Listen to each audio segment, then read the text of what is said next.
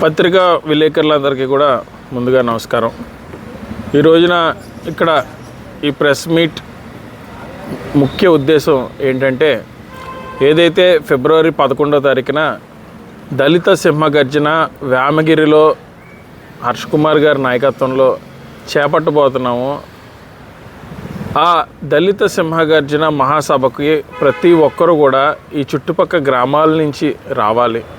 ఈ సింహగర్జన చేపట్టడానికి గల ముఖ్య ఉద్దేశం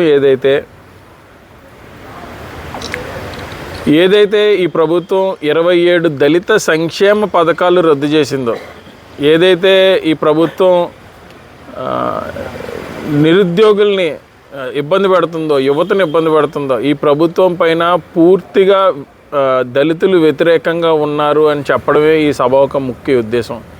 నిజానికి అన్న వస్తున్నాడు, మంచి రోజులు వస్తున్నాయని చెప్పి జగన్మోహన్ రెడ్డి గారు మాయమాటలు చెప్పి దళిత సామాజిక వర్గపు ఓట్లన్నిటిని కూడా వేయించుకున్నాడు. మమ్మల్ని విభజించాడు. Mala corporation, Madiga corporation, Relli corporation అని ఇష్టానుసారంగా విభజించేసి ఒక్క కార్పొరేషన్కి ₹1 నిధులు కూడా ఇవ్వకుండా పూర్తిగా దళిత జాతిని నాశనం చేసేసాడు జగన్మోహన్ రెడ్డి గారు. ఈ అన్నిటిపైన కూడా మేము అందరం కలిసి మా దళిత సంక్షేమ పథకాలని తిరిగి నిర్మించుకోవడానికి మేము ఈ దళిత సింహగర్జన అనే సభని మేము ఏర్పాటు చేయాలనుకుంటున్నాం. నిజానికి దళితులంటే ఎవరు అంటరాని వాళ్ళు సామాజికంగా, ఆర్థికంగా వెనక నెట్టేయబడ్డ వాళ్ళు సమాజంలో.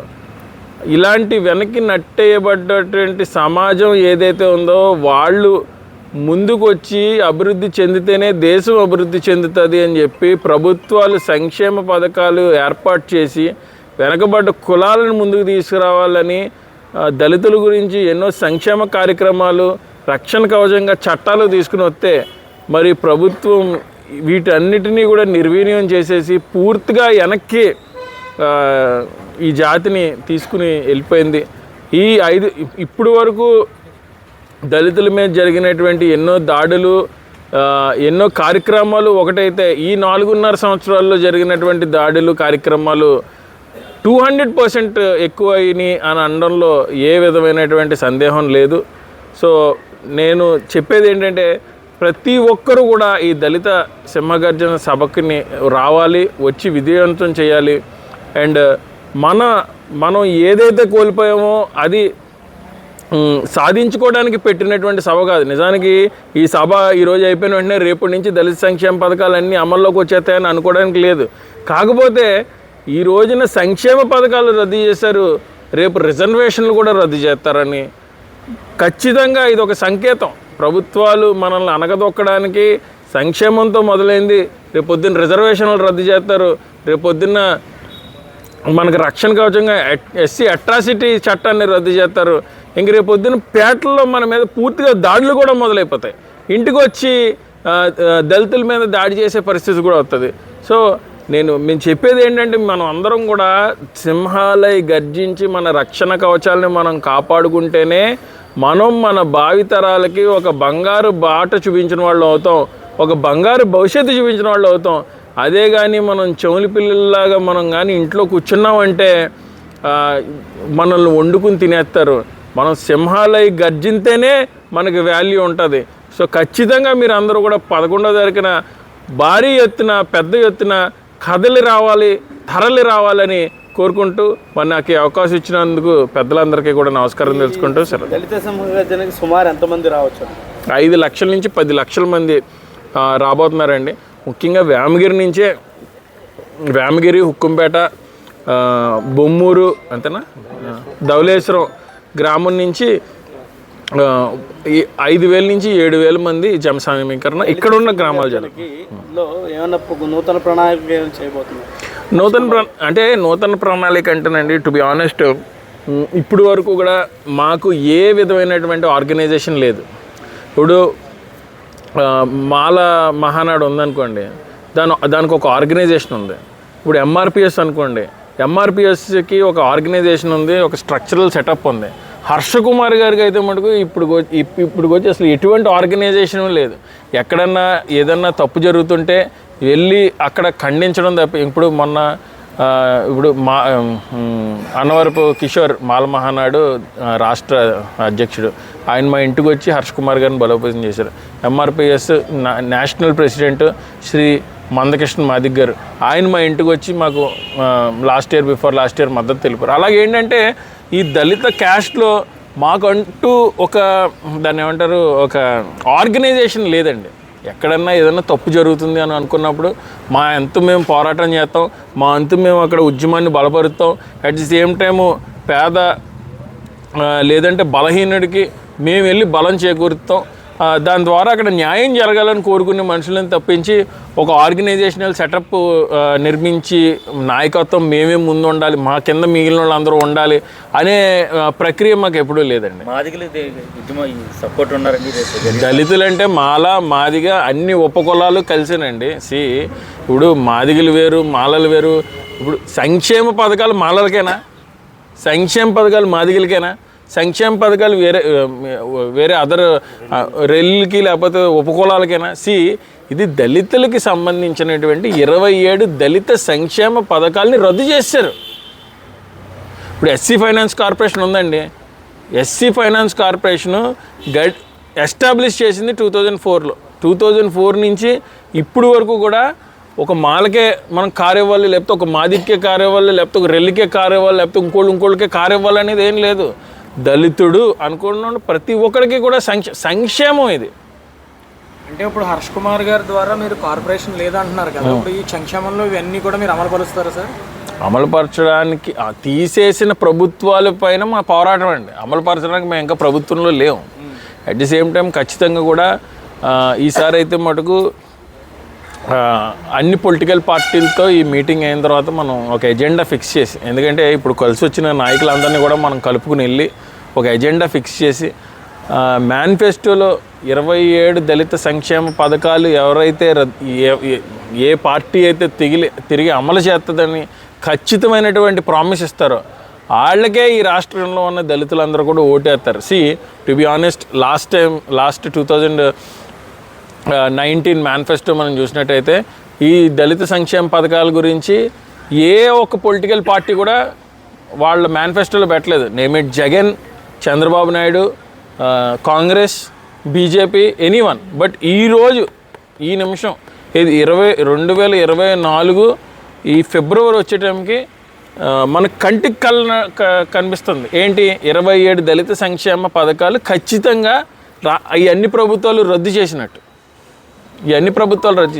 తిరిగి ఈ 27 సంక్షేమ పథకాలు ఏదైతే రాష్ట్రంలో ఉన్న దళిత జాతి పెద్దలందరూ కూర్చుని గమనించి ఖచ్చితంగా ఈ రద్దు చేశారు, ఈ నిర్వీర్యం అయిపోయినాయి అని గమనించి ఒక ఎజెండా ఫిక్స్ చేసి ఒక 27 దళిత సంక్షేమ పథకాలు ఒక పేపర్ మీద రాసుకున్నారు. ఈ 27 దళిత సంక్షేమ పథకాలు ఎవరైతే మేనిఫెస్టోలో పెట్టి మేము ఖచ్చితంగా న్యాయం చేస్తాం, మాకు మద్దతు ఇవ్వండి అని చెప్పి దళిత పెద్దలతో అందరితో కూర్చొని డిస్కస్ చేస్తారు, మేము ఆ పొలిటికల్ పార్టీతోనే ముందుకెళ్తాం.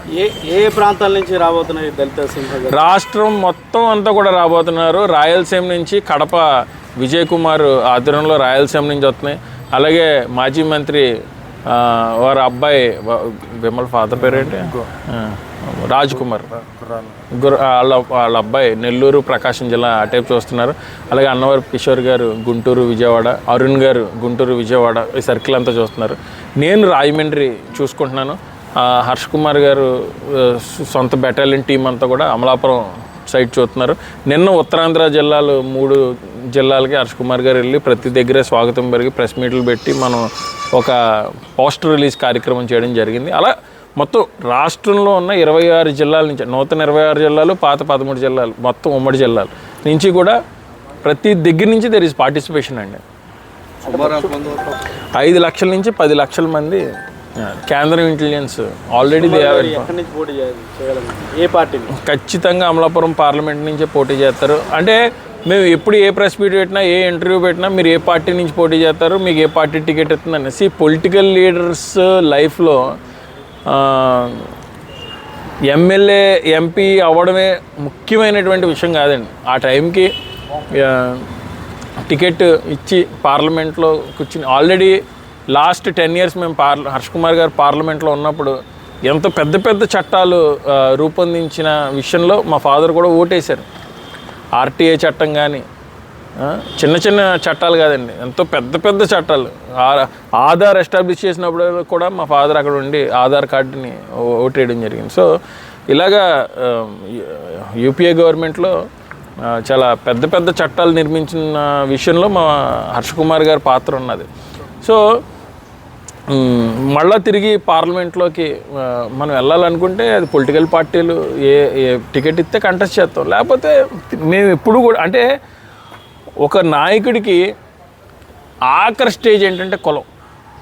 ఆఖరి స్టేజ్ అని ఎందుకంటున్నానంటే కులంలో జరుగుతున్నటువంటి దాడులు, పేదరికాన్ని నులుమరించడం,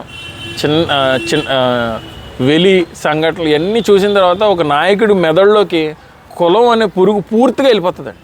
వెళ్ళిపోయి కులాన్ని బాగు చేయాలి అనే సంకల్పం అనేది వచ్చిన తర్వాత ఈ రాజకీయ పార్టీలు పదవులు అనేవి చిన్నవి అయిపోతాయండి. ఇప్పుడు ప్రస్తుతానికి మా ఫాదర్ ఆ స్టేజ్లో ఉన్నారు.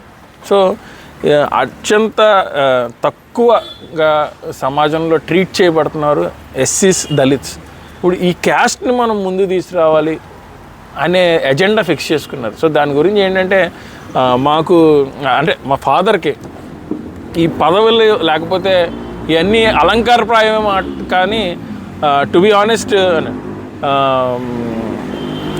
వాటి వల్ల మాకు ఇంపార్టెన్స్ అనేది చాలా తక్కువ మాట అన్నమాట. ఒకసారి ప్రభుత్వాలన్నీ కూడా ఆల్రెడీ మీ దళితులకి అన్యాయం చేసిందన్నారు. లేటెస్ట్గా శిరోమండనం కేసు కూడా ఒకటి మన కోర్టులో తీర్పు వచ్చింది కదా సార్, మరి దానిపైన మీరు ఏ విధంగా స్పందిస్తారు సార్? హోంమంత్రికి, డీజీపీకి సిగ్గు శరం ఉంటే రాజీనామా చేయాలండి, టు బి ఆనెస్ట్. అంటే ఈ గవర్నమెంట్లో ఆల్రెడీ జగన్మోహన్ రెడ్డి గారు కమిట్ అయ్యారు కదా, ఆల్రెడీ ఈ విషయం మీద నేను బాగా చర్య తీసుకుంటాను, దీనిపైన ఇది అసలు ఏం చర్య తీసుకున్నాడు అదే అడుగుతున్నాను సార్. దీనికి ఎలాగ మీరు మీ కామెంట్ ఏంటి? అది ఈ సభలో 100% ఏం సంవత్సరాలు గడుస్తుంది కానీ ఆ యొక్క డెవలప్మెంట్ ఏం కనబడట్లేదు కదా. కళ్ళకి కట్టినట్టు కనిపిస్తుందండి. శిరోమండలం కేసులో మేము ఏదో చేసేసామని చెప్పుకున్నటువంటి జగన్మోహన్ రెడ్డికి, వైఎస్ఆర్ కాంగ్రెస్ పార్టీకి చంప మీద కొట్టినట్టు హైకోర్టు తీర్పు ఏదైతే ఉందో, ఏదైతే నిందితుడు అసలు ఇది కేసే కాదు, ఇది కేసు కొట్టేయండి, ఇది అసలు శిరోమండలమే జరగలేదు అని చెప్పేసి హైకోర్టులో క్వాష్ పిటిషన్ అయితే ఆ క్వాష్ పిటిషన్ని హైకోర్టు కొట్టేసింది అని అంటే ఇంతకన్నా ఏముంటుంది చెప్పండి. The DGP and the home minister has to resign అన్న మాట్లాడతారు. కాదు అన్న మాట్లాడతారు. లేదు మాట్లాడు